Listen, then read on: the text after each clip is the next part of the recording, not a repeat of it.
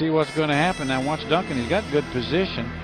Now it's just bang. Oh my God. What's up, guys? These Tim Duncan moments are so impressive. Number 15, starting off the video with something that not many people have seen Tim Duncan do.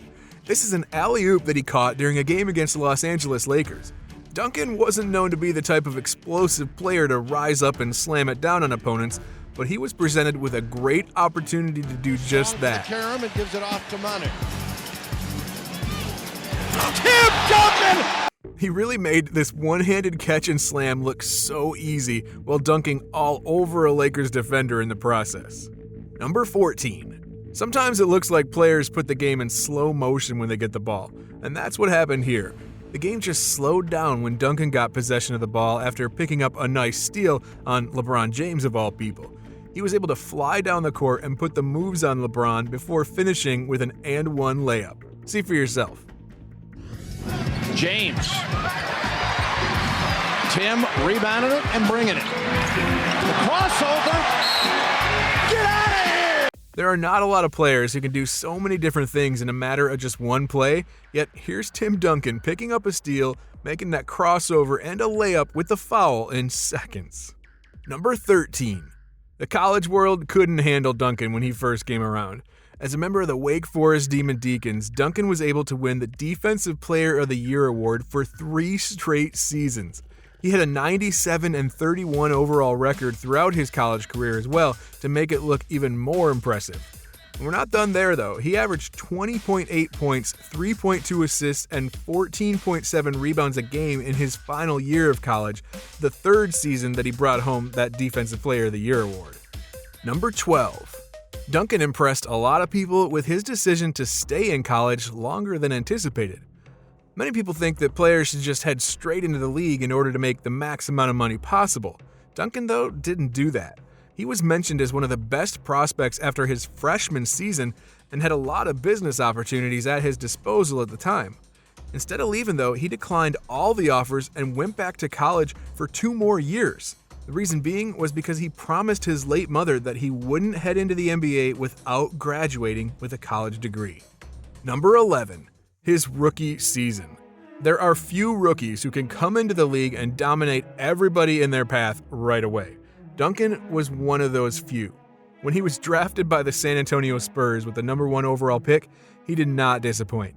He averaged 21.1 points, 2.7 assists, 11.9 rebounds, and 2.5 blocks per game in his rookie year. Those numbers were more than enough to help him get the NBA Rookie of the Year award on top of All-NBA first-team honors. Oh, and not to mention he was added to the NBA All-Defensive second team that year too. That's quite the impressive introduction to the pros. Number 10. Becoming the oldest athlete in history to put up a 2020 stat line. On December 2nd, 2013, Duncan etched his name into the record books with this one. It was a regular season game against the Atlanta Hawks, and Duncan proved that he still had it in him. He finished with 23 points and 21 boards. Number 9. Tim Duncan became just the 2nd player in league history to win a championship in 3 different decades. Yeah, you actually heard that correctly. Duncan won in the 1990s, the 2000s, and the 2010s. The only other NBA player in history who's able to say they did the same was John Sally. Number 8. Duncan had himself an explosive year in 2014. Many people at that time expected him to be on the verge of retirement, but he just kept on playing. During this season in particular, he broke a number of records in a short amount of time. The first domino to fall was him surpassing the 25,000 point mark in his career after the Spurs defeated the Lakers. He was the 19th player in league history to ever accomplish that. A few weeks later, he played in his 1,330th game against the Phoenix Suns, another feat that players strive to achieve. Finally, he ended his season by getting named to the all-defensive second team despite his age. Hey, before we move on to this next clip, be sure to go down and smash that subscribe button and ring the bell so that you never miss out on another one of our videos. Alright, let's get right back into it with number 7, his career high in points. Pretty much everyone who's classified as a superstar in the NBA is able to put up some pretty impressive scoring numbers. Duncan obviously was one of them. In a game against the Dallas Mavericks back in 2001, Tim dominated everybody on the floor. He finished the game with 53 points in 50 minutes of game time while pouring on 11 rebounds and 3 blocks. To make this scoring performance even crazier, he had a blistering 67.9% shooting from the field and hit all 15 of his free throw attempts. Number 6. Let's stick with his career highs for a little bit longer, this time covering his rebounding. The Spurs and the Hawks were going up against one another, and Duncan had a pretty bad scoring game. He shot just 5 for 20 from the field, although he did end up with 21 points on the night still. Regardless, Duncan knew that he needed to contribute elsewhere if they were going to win, so he went out and attacked the glass on every chance he got, and it helped him walk away that day with 27 rebounds. Number 5. If you were hoping to see Duncan throw down another emphatic dunk, then this is a clip for you guys. The Spurs and the Detroit Pistons were up against each other, and Tim was sizing up his defender. After a brief moment of hesitation, Duncan burst towards the rim and did this. Spurs shooting is nipped after that great start. Oh, Tim Duncan! Not only did the one-handed jam look forceful, but it literally knocked the other guy to his knees because of how badly he got posterized. Number 4. I feel like we haven't covered a lot of Duncan's clutch time shots yet, so here's one of those.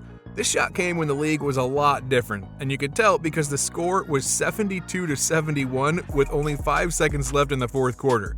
Still, the Spurs were down by 1 here with the ball. The inbounds pass found Duncan, and he took it from there. Take a look at this. Ginobili will inbound to Duncan. He gets doubled, Shaq all over him. He gets away, a fadeaway. He makes it with 4:10 left. This play is even more impressive because Duncan wanted to hand the ball off. The play wasn't really designed to have him take the final shot there, but he was still able to create an opportunity and cash in on it despite heavy coverage by the defense. Number 3. We all know the saying, big-time players make big-time plays, right? Well, Duncan is a big-time player, and in this game between the Spurs and the Phoenix Suns, San Antonio needed a bucket bad. It was overtime and the Suns were up by 3 points with not much time left on the clock. So the ball was kicked out to Tim, who fired away a shocking 3-pointer, and this is how it went. Over him. O'Neal with the help. Takes it to the basket. Duncan, a three-pointer. Puts it up. It's good! Tim Duncan! The most impressive part about this entire play isn't the fact that he hit a clutch shot, but rather that it was his first 3-point field goal of the season up to that point. He was somehow comfortable enough pulling a deep jump shot in this situation with the game on the line, and he didn't hesitate one bit. Number 2. The degree of difficulty on this specific play is just unreal. The Spurs designed a nice inbounds play where Duncan would finish off an alley-oop straight away on the pass. The ball was thrown up and it was very off course from what could have been an easy finish, but this is still what he managed to pull off. Take a look. Making sure that they get on the boards and they're not giving anything to the Spurs whatsoever. Oh, man, what a finish by Tim. The fact that he grabbed it while leaning the other way with one hand and while falling to the ground was just insane. Even if you're on the other team, you really can't be mad about that play. Number 1. Winning 5 championships. It should go without saying, but winning 5 championships is pretty darn impressive. Duncan helped the Spurs defeat the Miami Heat, the Cleveland Cavaliers, the Detroit Pistons, the New York Knicks, and the New Jersey Nets in those series.